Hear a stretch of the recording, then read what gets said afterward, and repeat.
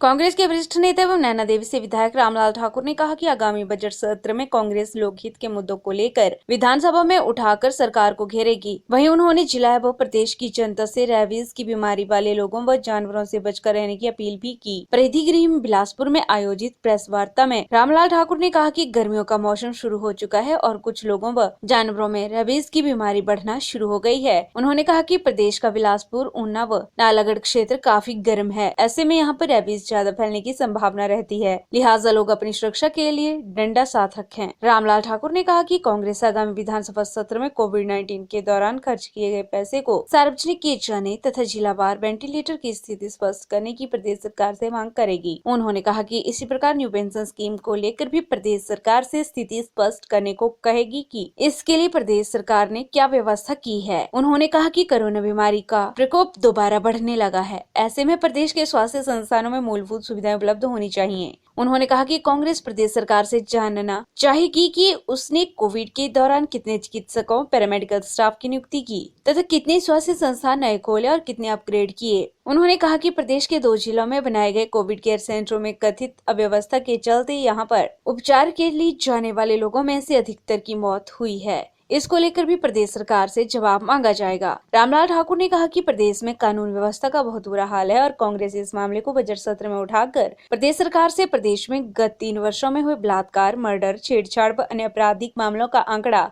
जग जाहिर करने की मांग करेगी ताकि सच्चाई जनता के सामने आ सके। रामलाल ठाकुर ने कहा कि देश में महंगाई दिन प्रतिदिन बढ़ती जा रही है। डीजल, पेट्रोल व रसोई गैस के दाम आसमान छू रहे हैं, लेकिन केंद्र व प्रदेश सरकार बढ़ती महंगाई को लेकर संवेदनशील नहीं है। उन्होंने कहा कि यूपीए सरकार के समय गले में प्याज की मालाएं डालकर व गैस सिलेंडर लेकर प्रदर्शन करने वाले लोगों के मुंह आज पूरी तरह से बंद हो चुके हैं, जबकि अंतर्राष्ट्रीय बाजार में कच्चे तेल के दाम काफी कम हैं। वहीं उन्होंने कहा कि भाजपा ने एसेंशियल कम्युनिटी एक्ट 1955 को समाप्त करके कथित दलालों को खुले लूट करने की छूट प्रदान कर दी है। रामलाल ठाकुर ने भाजपा के मिशन रिपीट 2022 को मियादी बुखार करार देते हुए कहा कि इस बीमारी का कोई इलाज नहीं है, इसका इलाज प्रदेश की जनता वर्ष 2022 में स्वयं करेगी।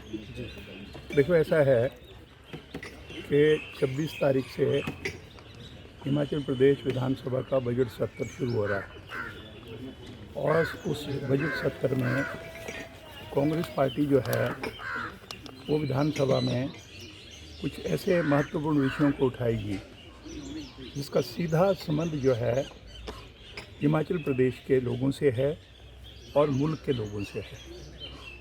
आज बड़े बड़े मैं कहूँगा ऐसे प्रश्नवाचक चिन्ह हैं कि कारण क्या है कि जब यूपीए की सरकार थी, डॉक्टर मनमोहन सिंह प्रधानमंत्री थे, तो आज के प्रधानमंत्री और उसमें जब वो गुजरात के मुख्यमंत्री होते थे और भारतीय जनता पार्टी का जो शीर्ष नेतृत्व था उसमें जो है वो बात कुछ और करते थे और आज जो है वो खुद जब सत्ता में बैठे तो उससे उल्टा कर रहे हैं। उल्टे का मकसद मेरा ये है कि क्योंकि जब से ये हमारा 1955 का जो है ये हमारा जो एक्ट है, ये इसमें संशोधन नहीं किया, लेकिन इसको जो है 1955 के एक्ट को जो है वो निरस्त कर दिया गया। तब से मैं कहना चाहूँगा कि आज की सरकार ये बताएं कि जो जमाखोरी है, आपने जमाखोरी को ज़्यादा महत्व दिया और 1955 का जो एसेंशियल कमोडिटी एक्ट था आपने उसको जो है वो ख़त्म कर दिया।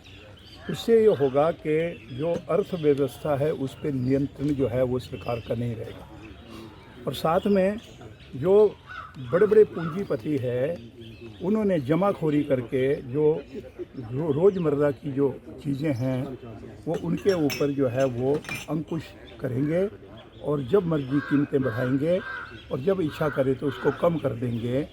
ये मैं कहना चाहूँगा कि उसका सरकार को जवाब देना पड़ेगा कि आज ये परिस्थिति जो है वो कैसे पैदा हुई। दूसरे मैं ये भी कहना चाहूँगा कि कुछ समय था जब आज के प्रधानमंत्री और पहले के मुख्यमंत्री ये कहते थे कि कांग्रेस सरकार में, यूपी की सरकार में सब कुछ गलती हो रहा है। उसमें कहते थे किसानों के हितों की रक्षा नहीं हो रही है। और आज जब 3 आपने जो बिल है जो पार्लियामेंट में आप लेके आए और जिसको मैं कहूँगा वॉइस वोट से आपने पास करवा लिया किसानों को नहीं पूछा, पार्लियामेंट को नहीं पूछा, हिंदुस्तान के लोगों को नहीं पूछा।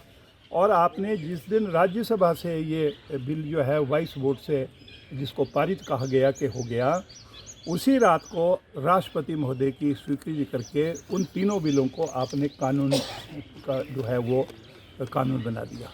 आज मुल्क में जो है वो जो परिस्थिति है, किसान सड़कों के ऊपर है। पहले सरकार ने कहा नहीं जी ये पंजाब और ये हरियाणा के सरकार है, हरियाणा भी बाद में बोलने लगे। पहले कहते थे ये राजस्थान, और क्योंकि वहाँ पे कांग्रेस की सरकार है, पंजाब में कांग्रेस की सरकार है कि वहाँ के किसान हैं।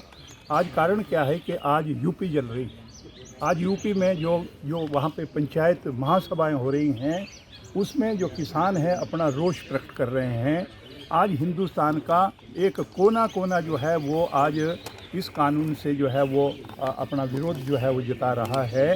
तो आज मैं ये पूछना चाहूँगा कि ये परिस्थिति जो पैदा हुई है उसके बारे में सरकार बताए। एक बार मैं कहूँगा कि 65 रुपये जो है वो लीटर जो है वो डीजल हो गया था, और साथ में हिमाचल प्रदेश में बिजली 5 पैसे प्रति यूनिट बढ़ी थी। तो उस समय सरकार ने जो है कहा रीढ़ की हड्डी टूट गई, किसान की भी रीढ़ की हड्डी टूट गई, गरीब आदमी की भी।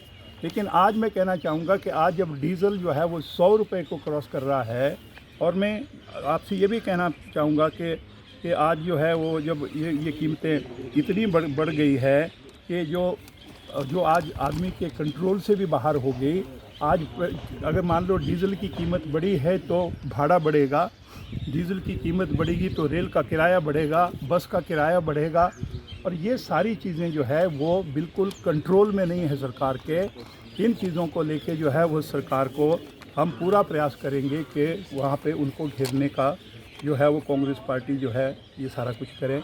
और साथ में मैं कहना चाहूँगा कि बताए सरकार कि ये जो 23 मार्च 2000 से लेके जो कोविड-19 का जब से बीमारी आई तब से कितना पैसा केंद्र सरकार से मिला, कितना जो है प्रदेश सरकार ने जो है वो पैसा इकट्ठा किया, और वो पैसा कहाँ कहाँ खर्च किया, कितने वेंटिलेटर आए, जिला बार जो है वो बताया जाए ये पैसा कहाँ कहाँ खर्च हुआ, वेंटिलेटर कहाँ कहाँ दिए। और जहाँ पे भी ये जो मरीज़ थे उनके लिए जो हॉस्पिटल चिन्हित किए गए थे, चाहे वो शिमला में IGMC हो, चाहे वो यहाँ पे सुंदरनगर में जो है वो हॉस्पिटल हो, जो पेशेंट वहाँ चला गया वो भगवान को प्यारा हो गया।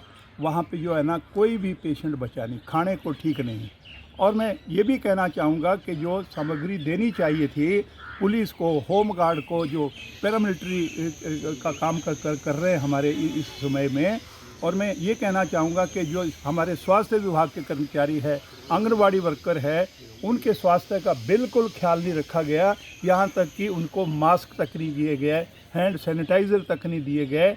और आज ऐसी परिस्थिति में मैं कहना चाहूँगा कि हमारे इन लोगों ने काम किया है। सरकार को बताना पड़ेगा कि उन्होंने कितना पैसा खर्च किया।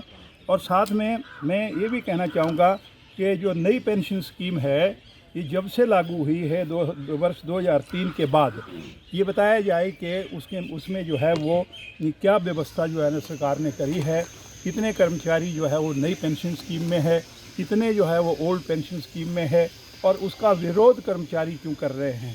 साथ में दूसरे जो ज़िले हैं, जो दूसरे विभाग हैं, उसमें जो कर्मचारी है उनको 3 साल के लिए एडॉक अपॉइंटमेंट दी जाती है, उसके बाद रेगुलर हो रहे हैं, अब 2 साल की करने जा रहे हैं।